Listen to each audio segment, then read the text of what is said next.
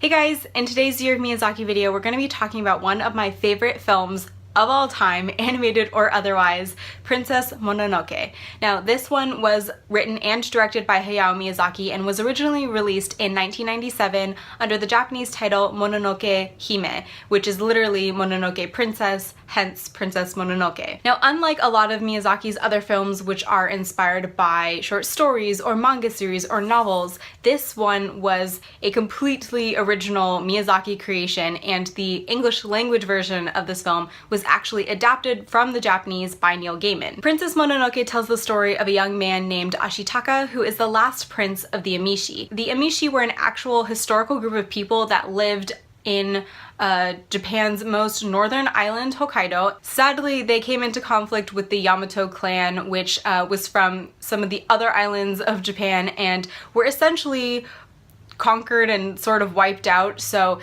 when this movie talks about the fact that they are a vanishing people, that the Emishi are very much losing their bloodline and very much kind of hiding in the shadows of the world, that is actually pretty historically accurate. In the beginning of the film, we see Ashitaka as he is heading out to a watchtower outside his village because the wise woman has realized that something strange is going on in the neighboring woods and has called everybody back to the village for their safety. When Ashitaka makes it to the watchtower, he encounters this strange creature that can only be a demon. It's this massively huge being that walks on multiple legs and is covered in these almost worm-like, kind of snake-like things that basically like flare up and down, and it's just very creepy. In order to protect his village from this demonic creature, Ashitaka confronts it. He asks it, "Dear spirit lord, dear demon, please turn back, leave my people in peace, we've done nothing to harm you," and yet he is forced to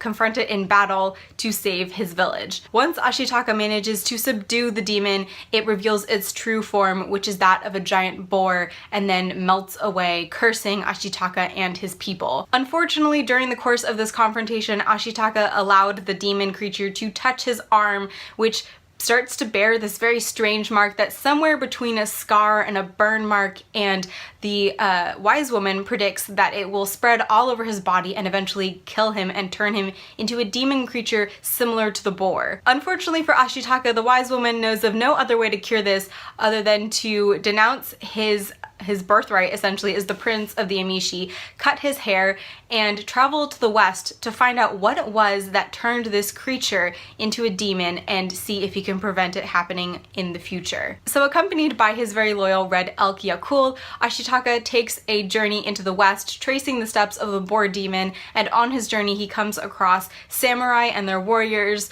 causing mayhem in the countryside. He comes across a old monk named Jizo, who is both very friendly and yet suspiciously nosy. But most importantly, Ashitaka discovers one last forest that is still flourishing and still is alive with these little kodama, or tree spirits. Then, of course, he meets the mysterious human girl that lives with the wolf god who resides in this forest. Now, Ashitaka would love to learn more about this wolf girl because he has this feeling that she could be important to lifting the curse from him, but he finds himself torn between following her into the forest and helping this group of people that he finds living in the middle of a lake, essentially, on this little patch of land that they call Iron Town. In Iron Town, Ashitaka meets the very clever and ambitious Lady Eboshi, who has plans to kill the forest spirit so that she can clear out the forest entirely, access all of the iron in the soil, and make her town into the prosperous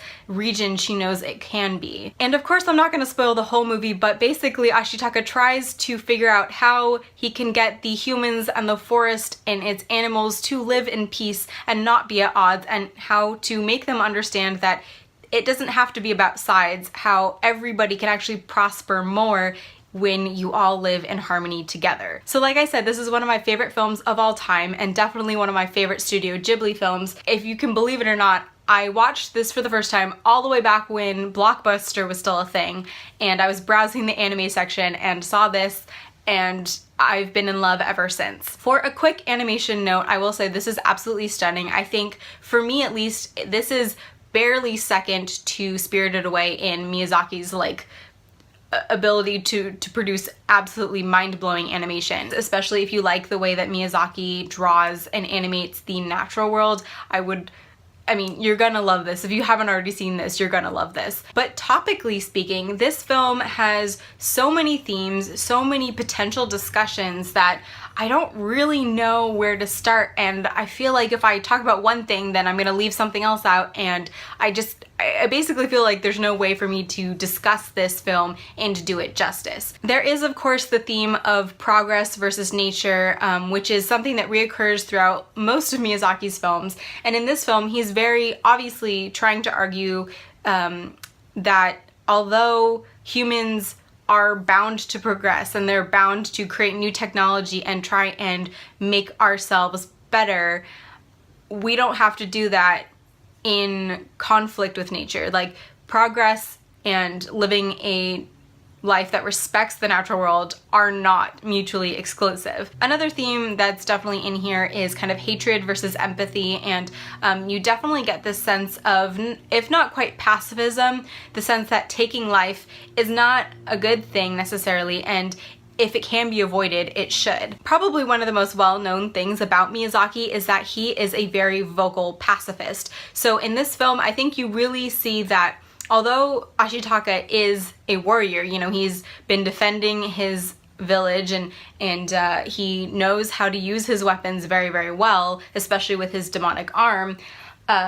Even though he is this amazing warrior, he is always looking for a peaceful solution. He is the first one to jump in and say, let's see if we can do this differently. Do you have to kill each other?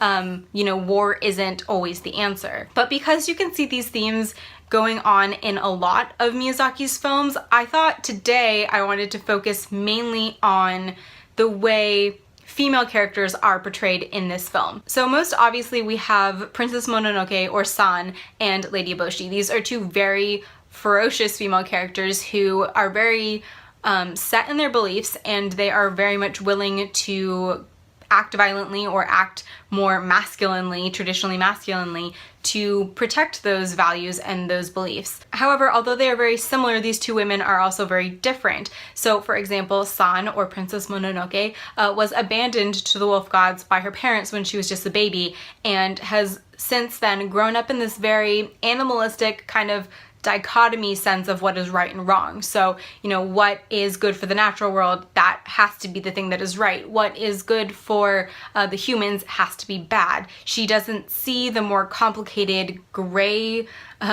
zone, I guess, until she comes into contact with Ashitaka and realizes that maybe things aren't so simple. Lady Eboshi, on the other hand, is very much I hate the term like modern woman, but she is very much a modern woman, or a woman of her time period. She is very clever, like I said before, and she is very much aware that in order to kind of get ahead in human society, at least, you have to kind of always have something else going on, always have a backup plan in the shadows. And I think that that's why she's such an interesting female character, because she's not good, she's not bad, she's not selfish necessarily either, because she has this caring side where she takes in girls from brothels and teaches them to work and teaches them to defend themselves, and takes in lepers, but she's also not selfless either. And then of course, if you look at Irontown, it's very interesting because a lot of the male characters are portrayed as a little ridiculous, kind of incompetent.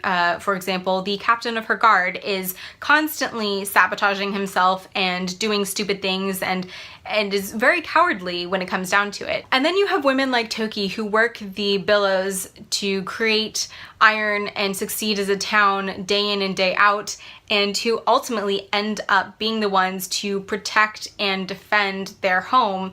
And I don't know, it's just, I mean, I don't think that Miyazaki's other films are at all misogynistic or at all make women seem lesser than men, but this film in particular has a very feminist feel to me, and I kind of love that about it. Like I said, there's so much you could talk about with this film, but in the interest of not making this video a million years long, I'm going to leave it there and just say that this is going to be one of my favorite films of all time for years and years to come. It'll take a very, very big film to outdo this one. This is the source of so much inspiration for me. It is the source of fantastically strong female characters that I looked up to as I was growing up all these years, and I would highly, highly recommend this. I guess I should say that this film might actually appeal to a slightly different demographic than a lot of Miyazaki's films, because there is some violence in here. There's actually quite a bit of blood, so if you have young kids, this might not be the Studio Ghibli film to show to them. However, if you have, say, a guy friend who you've been trying to introduce to Studio Ghibli for forever but thinks that they only do kids animation, show them this, because it is a fantasy adventure and there are gods and battles and curses, and it's just, it's good, and there's actually a little bit of like sexual humor. But before I continue rambling on, the next film I will be watching for my Year of Miyazaki series is My Neighbor the Yamadas, which is another Takahata film, so that should be up before the end of the month. But anyways, thank you guys so much for watching. Please leave me any thoughts you have on Princess Mononoke down below. I hope you're having a fantastic day, and I will see you next time. Bye!